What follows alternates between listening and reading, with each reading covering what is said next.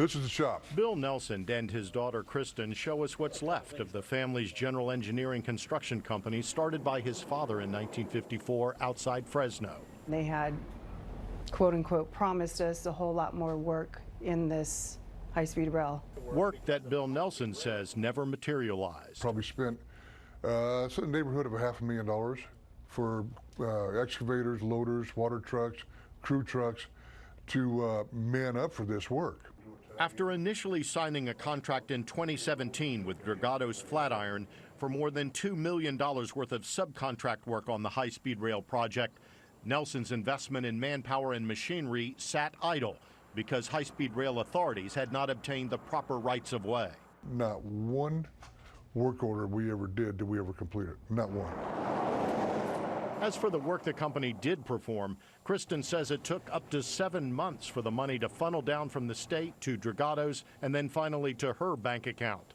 And when the progress payments did arrive, the checks did not cover Nelson Construction's cost, a fraction of what Kristen says the contract called for. And then we receive a little over $5,000 check. When you were expecting $60,000. Correct. Nelson's complaint follows a lawsuit filed by another small company, West Pacific Electric, against Dragados, alleging very much the same thing.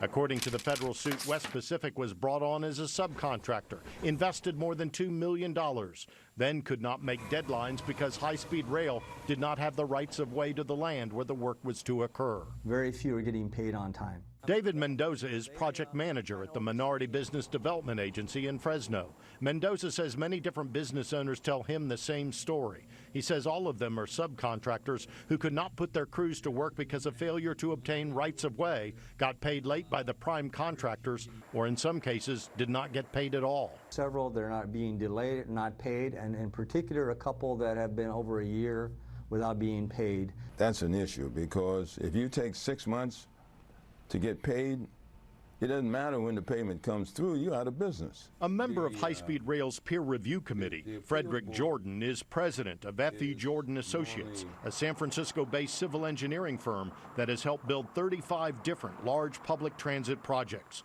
In 2010, Jordan helped launch a federal civil rights investigation into high-speed rail's hiring practices. I found out that they had ZIP, minority, almost ZIP, small business, ZIP meaning zero. As a result, the Federal Railroad Administration told the High-Speed Rail Authority to establish a program to help ensure fair hiring and, quote, prompt payment of subcontractors by prime contractors.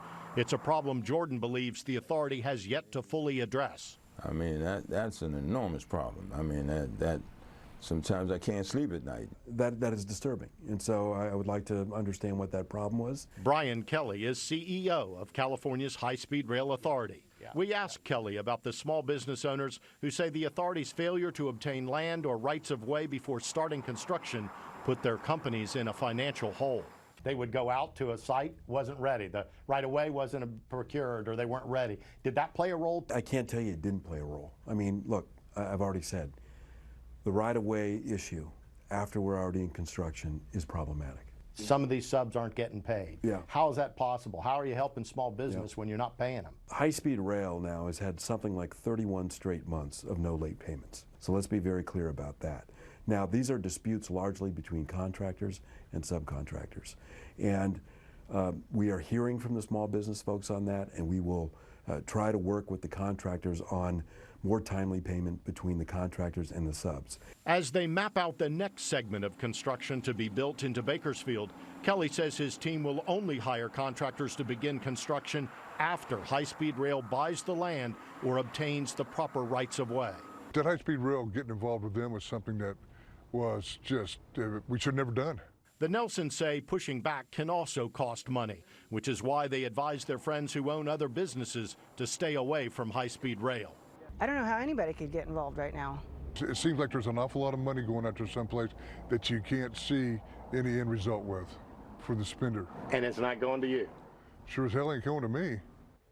A spokesman for Dragados Flatiron joint venture said it values its relationship with all contractors and suppliers and makes payments within timelines. At the monthly meeting of high-speed rail earlier this week, officials did announce they had settled a $134 million claim with Dragados over delayed payments to them, all because these proper rights-of-way had not been obtained. And by the way, David Mendoza says he knows of several other companies that are almost broke and out of business. The key here is, in other projects like with Caltrans, subs can go straight to the state.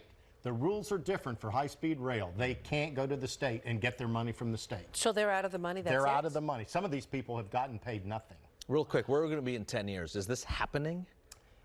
That's still up in the air.